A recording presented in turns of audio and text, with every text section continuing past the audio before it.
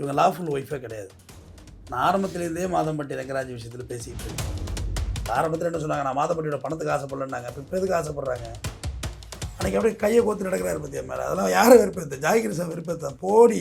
இனிமேல் நம்ம கூட வரமாட்டான், அவனை எப்படியா பழி வாங்க நினச்சிருக்குமா எப்படி சார்? ரிவெஞ்சு தான். மாதம்பட்டியோட இமேஜை டச் பண்ணால் பணம் கொடுத்துருவான்னு நினச்சிது. பட் மாதம்பட்டி அதுக்கெல்லாம் அசர்ற ஆளே கிடையாது. மக்களை இதையாவது புரிஞ்சுக்கிடுங்க. அவங்க பணம் தான் வேணும், நான் டே ஒன்றே சொன்னேன். அது நாசுக்காக போய் செட்டில்மெண்ட் வாங்கிட்டு போயிருக்கணும் அவர்கிட்ட. யார் பொறுப்பேற்றுக்க? நான் கேட்குறேன், எதுக்கு பூமியில் ஒரு அனாதை குழந்தையை உருவாக்குறீங்க? நீங்கள் காமமாக இருந்ததற்கு ஒரு அனாதை குழந்தைக்கு பிறக்க வேண்டுமா? புதிய சிந்தனை நேயர்களுக்கு வணக்கம். இன்றைய சிறப்பு நேர்காணலில் நம்முடைய இணைந்திருக்கும் சிறப்பு விருந்தினர் சென்னை குற்றவியல் வழக்கறிஞர் டாக்டர் R.S. தமிழ்வந்தன் அவர்கள். சார் வணக்கம். வணக்கம். இந்த மாதம்பட்டி ரங்கராஜ் ஜாய்கிருஷ்ணா விவகாரம் ஜவ்வு மாதிரி இழுத்துக்கிட்டே போகுது. இப்போ கிளைமாக்ஸ் நெருங்கின்னு சொல்லலாம். ஏதோ தீர்ப்பு சொல்ல போகிறான்னு நினைக்கிறேன் மகளிர் ஆணையத்தில். அதற்கு முன்னாடியே நேற்று வந்து பார்த்தீங்கன்னா ஒரு வழக்கு போடுறாங்க. எனக்கு மாதம் 6 லட்ச ரூபா, மாதம் 6 லட்ச ரூபா எனக்கு வந்து சன்மானம் மாதிரி கொடுக்கணும் அப்படின்னு சொல்லி கேட்டிருக்காங்க. இதை எப்படி பார்க்குறீங்க? ஆக்சுவலாக எனக்கு ஒன்றும் சொல்கிறது இல்லை. ஜீவனாம்சம் மெயின்டெனன்ஸ், ஜீவனாம்சம் பொண்டாட்டி தான் கேட்கணும். லீகல் ஒய்ஃப், லாஃபுல் ஒய்ஃப் தான் கேட்கணும். இவங்க லாஃபுல் ஒய்ஃபே கிடையாது. நான் ஆரம்பத்துலேருந்தே மாதம்பட்டி ரங்கராஜ் விஷயத்தில் பேசிக்கிட்டு இருக்கேன். என்ன வந்து பல சோசியல் மீடியா இன்ஃப்ளூயன்சர்ஸ் பெண்கள் குறிப்பாக என்னையே அந்தளவுக்கு கழிவுகளை ஊற்றுனாங்க. நான் சொல்கிறது தாங்க நடந்துச்சு. ஆமாம், நீங்கள் இப்போ பெண்களுக்கு ஆதரவாக பேசாமல் நீங்கள் மாதம்பட்டி ரங்கராஜுக்கு ஆதரவாக பேசினா எப்படி? நான் எதுக்கு பெண்களுக்கு ஆதரவாக பேசணும்? மாதம்பட்டி ரங்கராஜ் வயதில் பாதிக்கப்படுது பெண்கள் தானே சார்? இல்லை பெண்ணு தானே பாதிக்கப்படுது, ஜாய்கிருஷ்ணா தானே பாதிக்கப்படுது. என்ன பாதிப்பு? யார் அப்பா? யார் அப்பா? உங்களை படுக்குள்ளே தெரியலையா உங்களுக்கு யார் அப்பான்னு? யார் அப்பான்னு எங்கே தெரியணும் சொல்லுங்கள்? எப்போ தெரியணும் சொல்லுங்கள் நிறையாளர்? இல்லை அதெல்லாம் ஓகே சார். இப்போ அந்த குழந்தைக்கு இல்லை அப்போ வந்து இப்போ அந்த குழந்தை யார் சொல்லணும், யார் பொறுப்பேற்றுக்கணும்? நான் கேட்குறேன், எதுக்கு பூமியில் ஒரு அனாதை குழந்தையை உருவாக்குறீங்க? ஆதலால் காதல் செய்வது ஒரு படம் இருக்குது. ஆதலால் காதல் செய்வீர், 2 பேரும் சுசிதன் டைரக்ஷன் நினைக்கிறேன். 2 பேரும் லிவிங் டுகெதர் மாதிரி இருப்பாங்க. குழந்தை பிறந்துடும், பிரிச்சுருவாங்க. அவன் பாட்டுக்கு அவன் வேறு ஒரு கல்யாணம் பண்ணிட்டு, இப்போ பாட்டுக்கு வேறு கல்யாணம் பண்ணிட்டோம். குழந்தை அனாதாசிரமத்தில் இருக்கும், தட்டு கழுவிட்டு நிற்கும். இன்றைக்கி அப்படியே கண்ணு நெஞ்சு உடஞ்சிடும் அந்த சீனை பார்த்தீங்கன்னா. நீங்கள் காமமாக இருந்ததற்கு ஒரு அனாதை குழந்தைக்கு பிறக்க வேண்டுமா? யார் லைபிலிட்டி? இல்லை 2 பேர் தானே சார் பொறுப்பு. எப்போ மாதம்பட்டி ரங்கராஜ் பொறுப்பு இல்லைங்கிறீங்களா? ஆக நீங்கள் அங்கே போய் நீங்கள் அது ஒரு பெண்ணியவாதியாக பேச ஆரம்பிச்சிட்டீங்க. அப்படி இல்லை சார். மாதம்பட்டி ரங்கராஜ் பற்றி நான் அந்த சப்ஜெக்ட்டுக்கே வரல. ஆல்ரெடி நீங்கள் கல்யாணம் ஆகி ஃபெட்டிக்குன்னு ஒரு புள்ள பார்த்துருக்கிறீங்க. அதுவே ஃபெயிலியர் லைஃபு. நீ அப்படியே குத்த வச்ச பொண்ணு, சீமான் மாதிரி குத்த வச்ச பொண்ணாக இருந்தால் கூட ரைட்டு. நீங்கள் ஆல்ரெடி எக்ஸ்பீரியன்ஸ் தானே இருக்கீங்க, ஃபெயிலியர் தானே உங்களுக்கு. நான் பேசுகிறது கொஞ்சம் அக்வர்டாக இருக்கும். நான் இப்போ கூட ஜாய்கிருஷ்ணனோட ஆதரவாக தான் பேசுகிறேன். இந்த சோசியல் மீடியாவில் உனக்கு சப்போர்ட் பண்ணி பேசுனவங்களாம் எந்த ஹெல்ப்பும் உனக்கு பண்ண மாட்டாங்க. அவங்க வேலையை பார்த்துட்டு போயிட்டுருப்பாங்க.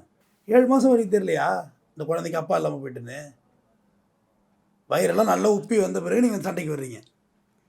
காரணம் இல்லை, அவர் தான் வேண்டான்னு சொன்னார். பேசிக்கலாம், அவசரப்பட்டு வெளில எதுவும் சொல்லாது அப்படின்னு சொல்லியிருக்காரு. அப்படின்னா அதையும் சொல்லியிருக்கேன். ஏம்மா கல்யாணமே அவன் அம்மா, நீ குழந்தை எப்படிமா பெற்றுப்பா? வயிற்றுல வாங்கிப்பா. எவ்வளோ பாதுகாப்பு உபகரணங்கள்லாம் இருக்குது சார். அவர் அந்த வீடியோலாம் பார்த்தீங்களா? அவருடைய பெர்ஃபார்மன்ஸை பார்த்தீங்களா? ஹாய் பொண்டாட்டி அப்படிங்கிறாரு, முறைப்படி தாலி கட்டிருக்கேங்கிறாரு. எங்கள் அப்பா அம்மாட்ட கூட அவங்க அப்பா அம்மாட்ட கூட்டி போயிட்டு இதெல்லாம் சந்தனம் குங்குமம்லாம் வச்சுட்டு இருக்குங்கிறாங்க. நான் ஒன்று சொல்கிறேன். மேய்ச்சல் எடுத்துருக்கிற ஆம்பளை என்ன ஒன்றுமோ சொல்லுவான். பாதிக்கப்பட்டது யாருப்பா? விளைநிலம்லாம் பாதிச்சுட்டு மாடு மேய்ஞ்சிட்டு சாயந்தரமேட்டா கரையை கட்டின வீட்டை பக்கம் போயிடும். பாதித்தது யார்? விளைநிலம். அது புரிஞ்சிக்க மாட்டீங்க. பயிரை பூரா மேய்ஞ்சிட்டு மாடு மேய்ஞ்சிட்டுனாக்க மாட்டுக்கு பசி மேய்ஞ்சிட்டு போயிட்டு பாதித்தது நிலம்ல பாதிச்சுட்டு. இப்போ பாதிப்பார் மாதம்பட்டி ரங்கராஜா வயதில் பிள்ளை சுற்றின்னு இருக்கான். பாவமாக இருக்குது அதை பார்த்தா. சிம்பத்தி கிரியேட் பண்ணுது. அவங்க அம்மா அழைச்சிருந்து பேசுது. எல்லா ஆதாரங்களையும் வச்சுருக்கேன், விவரங்கள் வச்சுருந்து அள்ளி நீங்கள் 2 பேரும் ஒன்றா படுத்துருக்க வீடியோ கூட அள்ளி விடுங்களேன். என்ன ஆகிட போகுது? ஏங்க அதுக்கெல்லாம் பயந்துக்கிட்டு ஆம்பளை இருக்கானுங்களா? விட்றனா விடு, உனக்கு தான் அவமானம். அதுக்கெல்லாம் ஃபீல் பண்ண போகிறாங்களா என்ன? கிடையாது. யார் வேணுமோ யார் வீடியோ வேணுமோ அள்ளி விடலாம் தம்பி. ஏன்ட்டு போயிட்டே இருக்க வேண்டியது தானே. யாரை காரி துப்பிக்கிறீங்க? உங்களை நீங்களே காரி துப்பிட்டு என்ன ஆக போகுது? ஒரு ஃபைட்டுனா ஃபைட்டாக இருக்கணும். உங்களை வீக் பண்ணி சண்டை போடுறீங்க. உங்களை வந்து சிம்பத்திக்கிறோம். இல்லை 2 பேருக்கு தானே சார் வீக்னஸ்ஸு. ஜாய்கிருஷ்ணா மட்டும் தான் வீக்னஸ் இல்லைங்களா? நம்ம தமிழ்நாட்டு சினிமாஸில் யார் மேலே பாலியல் குற்றச்சாட்டு இல்லாத நடிகர்கள் சொல்லுங்கள்? எல்லாருமே இருக்குது. எல்லாருமே இருக்குது. பதில் சொல்லிட்டு அது ஒரு பார்ட் டைமாக வச்சுருக்காங்க. பதில் சொல்லிட்டு இருக்காங்களா? இல்லையே. எத்தனை பாடலாசிரியர்கள் மீது பாலியல் குற்றச்சாட்டு இருக்குது, எத்தனை பேச்சாளர்கள் மீது பாலியல் குற்றம், எத்தனை பொலிட்டீஷியன் மீது எலெக்ஷன் வருதுல்ல தம்பி. அந்த எலெக்ஷன் அப்போ அள்ளி வீசுவாங்க பாருங்கள் வீடியோவை. ஆமாம், எம்எல்ஏ பேசின ஆடியோ பாருங்கள், எம்எல்ஏ பேசின வீடியோ பாருங்கள். எதுவும் தேர்தலை பாதிக்காது. வெகுஜன மக்கள் இருக்காங்கல்ல, அவங்கள வந்து இந்த பாலியல் விஷயம் போய் ரீச் ஆகுறதில்ல. நான் இது என்னோட ஐடியாலஜிக்கலாக சொல்கிறேன். பொதுஜனம் இருக்குல்ல தம்பி, இவன் எதுக்கு போய் படுத்தா, அதான் பொதுஜனத்தோட பார்வை. அப்படி பார்த்தா எம்எல்ஏ எம்பியோட வீடியோலாம் வெளியாகுது தம்பி எலெக்ஷனோட. ஆனால் யாருமே தோக்கலை. பொள்ளாச்சியில் பாலியல் சம்பவம் ஒரு பெரிய பொலிட்டீஷியன் மீது ப்ளேம் பண்ணப்பட்டுச்சு. மெஜாரிட்டியே ஜெயிச்சார். மெஜாரிட்டி ஜெயிச்சார். நீங்கள் தான் சொல்லிட்டீங்க. ஏன்னா அவர் பேரை பயன்படுத்தக்கூடாதுன்னு சொல்லி கோர்ட்டுக்கெல்லாம் போயிருக்காரு. ஆமாம், அதனால் சொல்லலை. எத்தனை பெண்கள், நூற்றுக்கணக்கான பெண்கள், நான் பேரை சொல்லல சார், நூற்றுக்கணக்கான பெண்களை பாதிக்கப்பட்டாங்க. ஆனா அதே மக்கள், அதே ஏரியா மக்கள் தான் ஓட்டு போட்டு அதே எலெக்ஷன்ல சொல்ல போனா மெஜாரிட்டி ஜெயிக்கிறாங்க. இப்போ நீங்க என்ன புரியுது? இப்போ நான் ஒரு புரிதலுக்கு வந்துட்டீங்களா? இன்னமும் இல்லையா? வெகுஜன மக்களை பாதிக்குது. நீங்க பேசுற புரியுது சார். இப்போ இதுக்கு என்னதான் தீர்வு? இன்னைக்கு 6 லட்ச ரூபா கேட்கறாங்க, எனக்கு மாசமான ஜீவனாம்சம் கொடுங்க அப்படின்னு. ஒரு நாளைக்கு எப்படி 20,000 22,000 வந்து நினைக்கிறேன் கணக்கு பண்ணி பார்த்தா. அவ்வளோ பெரிய பணக்காரிங்களா நீங்க? அவ்வளோ பெரிய மைனஸ் கொடுக்கணும்னா சுப்ரீம் கோர்ட்டு காரி துப்புனுச்சு. தியாகமிகு நீதியரசர் அவர் கவாய் தலைமை நீதிபதி சொன்னார், காரி துப்புனார். வேலைக்கே போக மாட்டியா நீங்களாம்? படிச்சிருக்கலாமா? போ. ஹைதராபாத்து, பெங்களூர் எல்லாம் ஐடியில் வேலை இருக்குது. புருஷன் கொடுத்து தான் சாப்பிடணுமா? அது 8 லட்ச ரூபா கிடைச்சு நினைக்கிறேன். இதே வேலையா உங்களுக்குன்னு? இதே நீங்கள் பணம் கேட்டு தான் அப்துல் சுபாஷ் இங்கே தற்கொலை பண்ணிக்கிட்டான் கர்நாடகாவில். அப்போ இது ஒரு ஒரு ரிவெஞ்ச் எடுக்கிற மாதிரியே லேடிஸ் இறங்குற மாதிரி தெரியலையா உங்களுக்கு? மாதம்பட்டி ரங்கராஜுக்கு தான் அந்த புள்ள அப்படிங்கிறது, அது டிஎன்ஏ டெஸ்ட்டு 1008 இருக்குது. நான் அந்த சயின்ஸ் விட்னஸ்க்கெலாம் இப்போ நான் வரல, அது மெடிக்கல் ரீதியான விட்னஸ். ஆனால் இனி பாதிப்பு யாருக்குன்னு தான் அதுக்கு ஏன் வரமாட்டீங்க யாருமே? யார் பாதிச்சு நிற்கிறா? யார் விக்டிம்? நீங்கள் விக்டிம் யார்? மாதம்பட்டியோட பொண்டாட்டி தான் விக்டிம், சுருதி தான் விக்டிம். நீ இன்னொருத்தோட புருஷனை தூக்க பார்த்தவ, மொட்டை மாடியில் கிடக்கிற வத்தலை தூக்குற காக்கா மாரி தூக்குனது நீ. விக்டிம் யார்? சுருதி. நீங்கள் ஒன்றும் படிக்காதவங்களாம் கிடையாது. ஜாக்கி ரிசல்ட்டா அதெல்லாம் விவரமான ஆள் தான். போய் டைவர்ஸ் பண்ணிட்டு அப்புறம் பண்ணுவோம் நம்ம எல்லாம் அப்படின்னு சொல்லியிருக்கணும்ல. நேக்க கச்சப் பண்ணாக்க இல்லை, அந்தளவுக்கு ஹெவியாக பர்ஃபார்மன்ஸ் பண்ணியிருக்கான்னு சொல்லுது. ரைட் பண்ணதான் செய்வார். ஒரு ஏற்கனவே 5-6 பெண்களோட இதே மாதிரிலாம் பண்ணிட்டு இருந்தாரு. 500 பெண்களோட கூட இருப்பார். அவரை வயிற்றுல புள்ள வாங்கி வச்சிருக்காரு. இப்போ அவர் ஒரு என்னது ஹாப்பி பர்த்டே செலிப்ரேஷன் என்னமோ மாரி ஏஐயா நிஜமானு தெரியல, ஏகப்பட்ட லைட்டிங்ஸ் எல்லாம் வச்சு ப்ரப்போசல் பண்ணுறாரு. காசு இருக்கிறவன் பண்ணுவான், அந்த மாதிரி தான் பண்ணுவான். ஏமாற்றுவான், கார் வாங்கி கொடுப்பான், உங்களுக்கு சட்டை வாங்கி கொடுப்பான், பணக்காரன் வெளிநாடெல்லாம் அழைச்சிட்டு போவான், காரியம் முடிஞ்சால் போயிட்டே இருப்பான். சந்தையில் மாடு மேயும் தம்பி, கண்ணுக்குட்டி எல்லாம் மேயும். எங்கள் காட்டில் போயிருக்கீங்களா? எங்கள் ஊர் கோடிக்காட்டில் மேயும். சரி தெரியும். நானும் அதை விட்டா அது தாக்கிட்டு தான் ஓடியாது நிற்கும், வேறு மாட்டுக்கிட்ட போகாது. மேய்ச்சல் எல்லா இடத்துலையும் நின்று மேய்ஞ்சிட்டு இருக்கும். அவுத்துட்டா அது அம்மாகிட்ட வரும். அதுமாரி புருஷனை அவுத்துட்டா கொஞ்சம் பொண்டாட்டிட்டு தான் ஓடுவான், வேற எங்கேயும் போக மாட்டான். அதான் பர்மனெண்ட்டு. அதுதான் சேஃபர் சைடு. தெரியும் அவனுக்கு, லீகல் இதுதான் தெரியும். நான் சீமானோட பேச்சு ஒன்று சொல்கிறேன். என் பையன்லாம் பெரிய பையன் ஆகிட்டான், இன்னமும் நீங்கள் நான் அசிங்கப்படுத்தினா எப்படி? 15 வருஷமாக ஒருத்தி நீ அசிங்கப்படுத்திட்டு இருக்கா. பையன் ஸ்கூலுக்கு போவான், உங்கள் அப்பா என்னடா பண்ணிட்டு இருக்காரா அப்படின்னு கேட்டால் அவனுக்கு எவ்வளோ கூச்சமாக இருக்கும். அதே தானே மாதம்பட்டிக்கும். என்ன உங்கள் அப்பா என்ன பண்ணுறாரு, பிரியாணி கிண்டல போல இருக்க, எங்கே எப்படி ஜாய் கிருஷ்ணா கிண்டிகிட்டு இருக்காரு அப்படின்னு சொல்லுவாங்கல்ல. கண்டிப்பாக சொல்லுவாங்க. நீங்கள் ஒரு உறவில் இருக்கிறீங்க. இப்போ இந்த ஆண்டனி இருக்கார், ஒரு உறவில் இருக்கிறோம். ஒரு சின்ன வருத்தம் வருதுன்னா எதுவுமே பேசாமல் பிரிஞ்சு போகிறது தான் நல்லது. மறுபடியும் அந்த உறவு மறுபடியும் புதுப்பிக்கும், நல்லாயிருக்கும். அந்த உறவு ஒரு கேப்புக்கு பிறகு மறுபடியும் சேர்றது வந்து நல்லாயிருக்கும். ஆனால் அங்கிட்டு போயிட்டு என் காரி என்னை நீ துப்பிக்கிட்டு உன்னை நான் காரி துப்பினா திருப்பி அந்த உறவாகாது. ஜாய்கர் சில்டா ஜில்லா படத்துக்கு வந்து துணிமணி மாற்றினவங்க, காஸ்டியூம் டிசைனராக இருந்தவங்க. நானும் ஒர்க் பண்ணியிருக்கேன் சார். துணிமணி தானே அந்த படத்தில் ஒர்க் பண்ணிங்க சொல்ல வரேன். அது துணிமணியாக வரதானே ஜாய்கர் சில்டா பண்ணது, காஸ்டியூம் டிசைனர். அப்புறம் தமிழில் என்னதுக்கு துணிமணி மாத்திர வேலை தானே. அப்போ உங்களோட தொழிலை வளர்த்து, உங்களோட திறமையை வளர்த்து, யாரும் இல்லாத திறமை உங்களுக்கு கிடச்சிருக்கு. ஒரு விஜய் படத்துக்கு வந்து நீங்கள் காஸ்டியூம் டிசைனர் போகிறது சாதாரண விஷயமா? அப்படியெல்லாம் நீங்கள் வாழ்க்கையை டெவலப் பண்ணணும், சம்பாரித்து பெரிய ஆளாக வரணும். நான் இப்போயும் ஜாகிர்ஸ்டாவுக்கு மோட்டிவேட்டாக அதுக்கு தான் ஆதரவாக பேசிகிட்டு இருக்கேன். தூக்கி விட்டறிஞ்சிட்டு உன் பிஸ்னஸை பாருமா. ஆனால் இனிமேல் உனக்கு சினிமாவில் பிஸ்னஸ் தர மாட்டாங்க. நீ இவ்வளோ பெரிய ப்ளேம் பண்ணிட்டியில் பயப்பட ஆரம்பிச்சிடுவாங்க. ஏன்னா சினிமாக்காரங்க எல்லோரும் ஊருகா மாதிரி லைட்டாக தொட தான் பார்ப்பாங்க கேப்பில். அப்போ என்ன ஆகுனா, ஏகா இப்போ போய் கம்ப்ளைண்ட் கொடுத்துருவாங்க, இவள்கிட்டலாம் வச்சுக்கூடாது, ஒதுங்க ஆரம்பிச்சிடுவாங்க. கரெக்டாக? கண்டிப்பாக வாய்ப்புகள் இருக்காது. எல்லாம் நடிகையெல்லாம் வந்து சொல்கிறாங்களா, அவர் என்ன கூப்பிட்டாரு, இவர் என்ன கூப்பிட்டாரு, எப்போ சொல்கிறாங்க? ரிட்டையர் ஆனது பிறகு சொல்கிறாங்க. சர்வீஸில் கூட சொன்னாங்களா? 20 வருஷம் கழிச்சு 5 வருஷம் கழிச்சு நயன்தாராவெலாம் யாருமில்லாத பாலியல் குற்றச்சாட்டு சொல்கிறாங்களா? சொல்ல மாட்டாங்க. பெரிய பில்டிங் கட்டுறாங்க எங்கே? கேரளாவில். அவங்க வாழ்க்கை உயர்றதுக்கு போயிட்டுருக்காங்க தம்பி. இந்த மாதிரிலாம் வந்து பண்ணிகிட்டு இருக்க மாட்டாங்க. டெவலப்மெண்ட் ஆகணும்னா எல்லா விமர்சனங்களும் தூக்கி போட்டு போய்கிட்டே இருக்கணும் ஒரு ரூட்டில். அதை விடுத்துட்டு ஜாகிர்ஸில் வந்து மாதம்பட்டி, இப்போ சரி மாதம்பட்டி தான் இந்த பிள்ளைக்கு அப்பான்னு நிரூபிச்ச பிறகு என்ன பண்ண போகிறீங்க சொல்லுங்கள்? நீங்கள் தான் லாயர், அந்த பக்கத்தில் லாயர், மாதம்பட்டி லாயர், சாரி ஜாகிர்ஸில் லாயர், நான் மாதம்பட்டி லாயர். மாதம்பட்டி தான் அந்த பிள்ளைக்கு அப்பான்னு நிரூபிச்சிட்டாரு ஆண்டனி.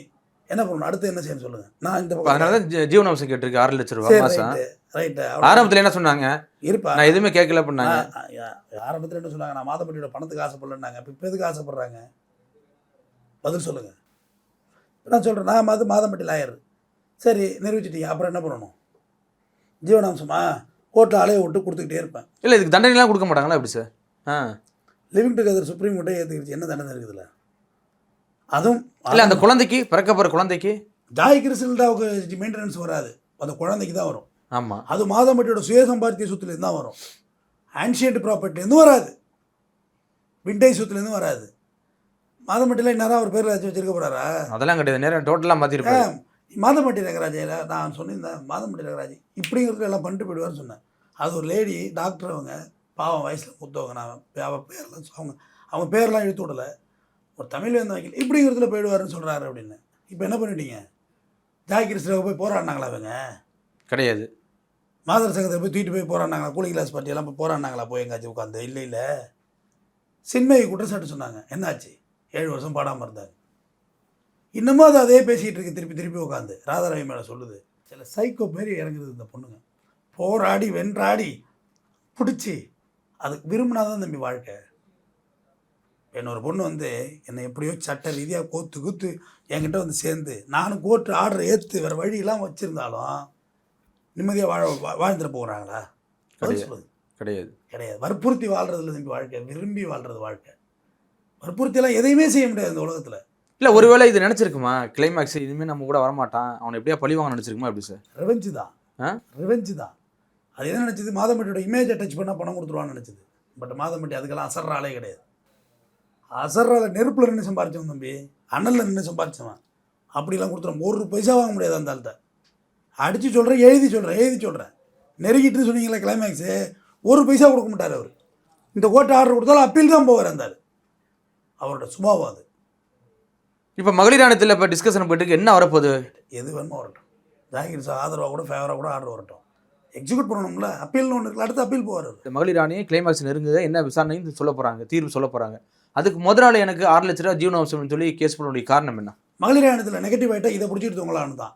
ஓஹோ, மகளிர் ஆணையம் பேச்சுவார்த்தையில் உடன்பாடு இல்லை இது வரைக்கும். மகளிர் ஆணையத்தில் மாதம்பட்டிக்கு ஆதரவாக ஆர்டர் ஆகிட்டு ஒரு வேளை நமக்கு ஆதரவாக ஆர்டர் இல்லைன்னா இதை பிடிச்சிக்கலாம். கண்டினியூஷன். ஓ, தப்பு மேலே தப்பு பண்ணுறாங்க. நான் இது 2 மாதமாக நடக்குது பிரச்சனை. 2 மாதமாக என்னோட காணொலிகளை பாருங்கள், நான் மாற்றி பேசவே இல்லை. எவ்வளோ வழக்குகளை பார்க்குறோங்க, பெரிய ஆளையெல்லாம் ஒன்றுமே பண்ண முடியலைங்க. நம்மளும் எவ்வளோ கம்பெனிகளை மோதி பார்க்குறோம், ஜெயிக்க முடியுதா? ஏதாவது ஒன்று பண்ணி அவன் தப்பிச்சுக்கிட்டே தான் இருக்காங்க. நம்ம அதுதா சொல்லுங்கள். கண்டிப்பாக சக்தி மசாலா கம்பெனி எது திரும்ப நிற்கலையா? ஒரு இடத்துல ஜெயிச்சிருக்கோம், இப்போ அப்பீல் போயிருக்கோம். மகேந்திர கம்பெனி போட்டிருக்கோம், அப்பீல் போயிருக்கோம். நம்ம எதுக்குறது பூரா பெரிய கார்பரேட்டு தான். ஆனால் அவங்க கொஞ்சம் கூட அசைகிறாங்களா பார்த்தீங்களா? கூலாக டெல்லியிலேருந்து அட்வொகேட் இறக்குறாங்க. 10-11 கேஸாக அவங்க பார்த்துட்டு இருப்பாங்க. அவ்வளோதான். நான் ஓப்பனாக சொல்கிறேன். அதில் பியூட்டி என்னென்னா, சக்தி மசாலாவுக்கு எதிராக நம்ம ஜெயிச்சதே பெரிய அது. ஆமாம், அதெல்லாம் வந்து நம்மளோட உழைப்பு, கடின உழைப்பெல்லாம் ஜெயித்தோம். மகேந்திராவுக்கு எதிராக ஜெயிச்சு செக் வாங்கியிருக்கோம், எவ்வளோ உழைப்பு உழைச்சிருக்கோம். ஆனால் கார்பரேட்டு கூலாக ஹேண்டில் பண்ணுறாங்க. சில் பேபி, அவ்வளோ தானே அப்படின்னு அந்தளவுக்கு அவங்க ஹேண்டில் பண்ணுறாங்க. நான் பார்த்துட்டு தான் சொன்னேன், என் மாதிரி ஒன்றும் பண்ண முடியாதுமா, அந்த ஆளை விட்டுட்டு வேலையை பாருமான்னு. இதுக்கு என்னையை பிடிச்சி கழுவி ஊற்றுறவங்களா இப்போ முன்னாடி வந்துட்டாங்களா? இப்போ ஜாய்க்கு ரிசல்ட்டாக கூட, ஆனால் நீங்கள் எனக்கு கொஞ்சம் ஹெல்ப் பண்ணுங்க, நான் வந்து வாங்கினான்னு கூட நான் சரி போய் அந்த பொண்ணுக்கு ஹெல்ப் பண்ணலாம். மாதம்பட்டி கூப்பிட்டு எனக்கு ஒரு ஹெல்ப் பண்ணுங்க தலைவரை வாங்கினா நான் போவேன், ஹெல்ப் பண்ணுவேன். கூப்பிட்றவங்களுக்கு ஹெல்ப் பண்ணுறது தான் நம்ம துறையே இருக்குது. கண்டிப்பாக. ஆனால் இந்த பேசுகிற பெண் போராளிகள் உனக்கு வந்து நிற்பாங்களா? நிற்க சொல்லி பார்ப்போம். சும்மா செல்ஃபோன் எடுத்து ஒரு வீடியோ போட்டால் நீங்கள் என்ன அப்பாட்டாக்குறா? தொடர்ந்து போராடணும், ஒரு விஷயத்தை கன்சிஸ்டன்சியாக செய்யணும், அதே வேலையாக. என்னோடய Day 1 வீடியோ, இந்த லாஸ்ட் வீடியோ கூட இருக்கட்டும், இந்த விஷயம் நான் மாற்றியே பேசலை. இல்லை சார், இப்போ எனக்கு என்னென்னா, இப்போ இதற்கு முன்னாடி வந்து ஏற்படுவது பேரம் பேச வந்தாங்க, வெளியில் டீல் பேச வந்தாங்கலாம் சொன்னுச்சுல்ல, இப்போ எதுக்கு இப்போ 6 லட்சம் வேணும்னு சொல்லி கேட்குறாங்க? அதுக்கு அந்த டீலே முடிச்சுட்டு போயிருக்கலாமே. அவரோட பணம்லாம் வேண்டாம், என் பிள்ளைக்கு ஒரு இனிஷியல் வேணும்னு கேட்டுச்சுல்ல. இப்போ எதுக்காண்டி எனக்கு அவர் தான் ஹஸ்பண்ட் இருந்துச்சு, இப்போ எதுக்கு 6 லட்சம் கேட்குறீங்க? அப்போ உங்கள் பியூர் மோட்டிவேஷன் தெரிஞ்சு போச்சு, உங்களோட பியூர் கிளாரிட்டி மோட்டிவேஷன் தெரிஞ்சு போச்சு. மக்களை இதையாவது புரிஞ்சுக்கிடுங்க. அவங்க பணம் தான் வேணும், நான் டே ஒன்லே சொன்னேன். அதுக்கு நாசுக்காக போய் செட்டில்மெண்ட் வாங்கிட்டு போயிருக்கணும் அவர்கிட்ட. அசிங்கப்படுத்த பிறகு பணம் கொடுக்க மாட்டேன் தம்பி யாரும். உங்களை மிரட்டுற அதான் சொல்லிட்டாரு, நான் சட்டமேல் நம்பிக்கை இருக்கு, அவ்வளோ நீதிமன்றத்தில் பார்த்துக்கிறேன்ட்டாரு. அவ்வளோதான் அவரோட பதில்.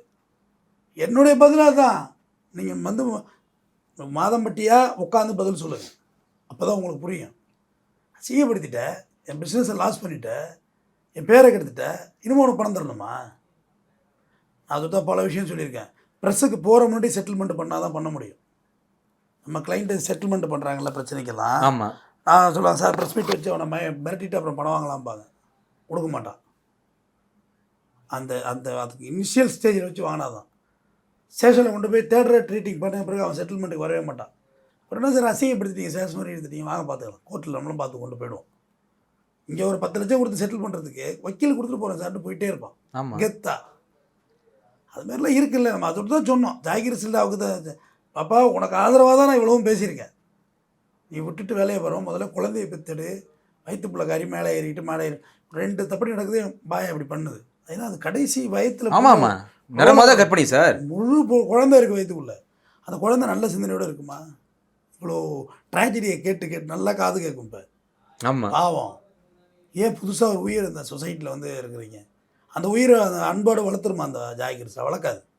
பாரு அப்படியே அப்புறம் மாதிரி பண்ணுறான்னு குட்டி குட்டி எத்தனை இடத்துல பார்த்துருக்கேன் தெரியுமா இந்த மாதிரி பிள்ளைய வளர்றத. நல்ல சூழ்நிலையில் வளராதுங்க. நல்ல சூழ்நிலை வளர்ந்தாலே இங்கே ரவுடியாக பொறுக்கியாக கொலகாரனாக மாறிக்கிட்டு இருக்கான். கண்டிப்பாக இந்த சூழ்நிலை இருந்ததுன்னா நம்ம உலகத்திலே குடும்பம் என்ன தெரியுமா, அப்பம் பேர் தெரியாமல் பிறக்கிறது. அதோட வலி இப்போ தெரியாது, அந்த பிள்ளைக்கு தெரியும் அந்த வலி. மாதம்பட்டியே அப்பாவா ஏற்றுக்கணுனாலும் மாதம்பட்டி அப்ரோச் பண்ண விதம் தப்புங்கிறதா என்னோட கருத்து. இந்த அப்ரோச்சிங் தப்பான அப்ரோச்சிங். இவங்க வேறு மாதிரி நினச்சிட்டாங்க. எல்லாரும் ஒரு மாதிரி இருக்க மாட்டாங்க நெறியாளர். சில பேர் சைட்டோ முரட்டுத்தனமாக இருப்பாங்க, ஈவிரக்கமாக இல்லாமல் செயல்படுறவங்களாம் இருக்கிறாங்க. கண்டிப்பாா. நீ மாதம்பட்டி அப்ரோச் பண்ணோன்னா ஏதோ மெதுவாக பேசி நான் அப்படி ஆகிட்டேன்னு சொல்லி இல்லை, அதெல்லாம் கடந்ததுக்கு அப்புறம் தான் வெளில வந்திருக்கான்னு நினைக்கிறேன் சார். இவங்க ட்ரையே பண்ணலை. சுருதிகிட்டெல்லாம் போய் பேசி சரி பண்ணியிருக்கணும் பிரச்சனை. அது மாதிரி எல்லாம் சொன்னீங்களா இன்றைக்கி? நீங்கள் சொன்னீங்களா என்னன்னு தெரில. சுருதி வந்து பாருங்கள் என்ன பண்ண போகிறாங்க, ஒன்றும் பண்ண மாட்டாங்கன்னு சொன்னேன். எல்லாம் என் வீடியோவில் இருக்குது, அடுத்த நம்மள தைரியமாக பேசுகிறேன். அதெல்லாம் பண்ண மாட்டாங்க. அதெல்லாம் மாதம்பட்டி இப்போ சுருதியை சரி பண்ணிக்குவார். பெரிய பணம், அது அவங்க ஃபேமிலி சார். பணக்காரரு. இங்கே வேறு சுருதி நீ ஏன் டார்ச்சர் கொடுத்தீங்கன்னா நான் ஒன்றும் பண்ண முடியாது. இத்தனை கோடி ரூபா இன்வெஸ்ட்மெண்ட் இருக்குது, பிஸ்னஸ் வேர்ல்டு வரைக்கும் கடை ஃப்ரான்சைஸ் கொடுத்துட்ருக்காரு மாதம்பட்டி. அப்போ அவரை நம்ம ஃபைட் பண்ணுறோன்னா அது என்ன பலன் கிடைக்குன்னு நம்ம முடியணும்ல. அப்போ அவர் என்ன சொல்லுவார், இங்கே பாரு சுருதி உலகம் முழுக்க போயிட்டுருக்கு நம்ம கடை மாதம்பட்டி பிராண்டு. ரெங்கராஜுக்கு என்ன மாதம்பட்டிங்கிற பிராண்ட் ஊர், ஆமாம் ஊர் பேர் தான் மாதம்பட்டி போயிட்டுருக்கு. நீ ஏன் பிரச்சனை பண்ணா ஏடா உடமாயிடும், உன்னை விட்டு அவட போயிடான்னு சொல்லியிருப்பாரு. அவடெல்லாம் நம்பிட்டாரு. தொழில் பார்த்துட்டு குழந்தைங்க இருக்குது அப்படி இப்படி அப்படி போய் எல்லா இடத்துலையும் நீங்கள் ரைவலாவெல்லாம் அவங்க உங்களை ஹேண்டில் பண்ண முடியாது. குழந்தைங்க லைஃப் இருக்குது, ஏதோ ஒரு தப்பு பண்ணிட்டேன் மன்னிச்சுக்கோ, ஹோட்டலில் சாப்பிட்ட மாதிரி சாப்பிட்டேன் விடு அப்படின்னு முடிச்சு பில் வாங்கிட்டு போ அப்படிங்கிறாரா? பஞ்சாயத்து பேசிடுவாங்க.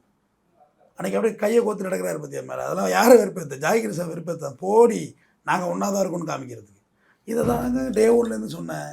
விட்டுட்டு அமைதியாக குழந்தைய பெற்றுட்டு ஒரு டிஎன்ஏ டெஸ்ட் எடுத்துகிட்டு அப்புறம் வாமா ஃபைட்டிங்னு சொன்னேன். ஆனால் விசாரணை எல்லாம் பேசிக்கிட்டோம் அப்படிங்குதே சொல்லுவாங்க. மகளிர் ஆணையம் தானே, அதெல்லாம் ஒன்றும் இல்லை. அது ஒன்றும் பெரிய வன்முறையான இல்லை, குடும்பம்ல. அது இந்த அளவுக்கு எக்ஸ்போஸ் பண்ணி ஊடகங்களுக்கு தான் தீனி போட்டாங்க. இப்போ ஊடகம் நியூஸே போடுறதில்ல. ஆனால் இதில் சுருதியோட மனநிலை எப்படி சார் இருக்கான்? அதெல்லாம் ஒன்றும் இல்லை, ஃபேமிலி தானே, சரி பண்ணிக்கலாம். அதாவது கணவன் வந்து நம்ம தலைமுறையாக பார்த்துக்கிட்டு இருக்கோம். ராஜாக்கள் காலத்துலேருந்து தாத்தாக்கள் காலத்துலேருந்து வப்பாட்டி வைக்கிறது வழக்கமாகவே இருந்திருக்கு. ஆமாம், அதை பெருசாக எடுத்துக்கிறது இல்லைன்னு சொல்லுவார். அப்போ ஆம்பளைனா அப்படி தான் இருப்பார் அப்படின்ட்டுருவாங்க ஒரே வார்த்தை. படங்கள்லேயே அந்த வசனங்கள் நிறையா வைக்கிறாங்க. ஆம்பளை 1000 பேர்கிட்ட போக வேண்டிய உனக்கு எங்கடி போச்சு அறிவுன்னு தொடர்ந்து பேசுவோம். மிக்க நன்றி சார்.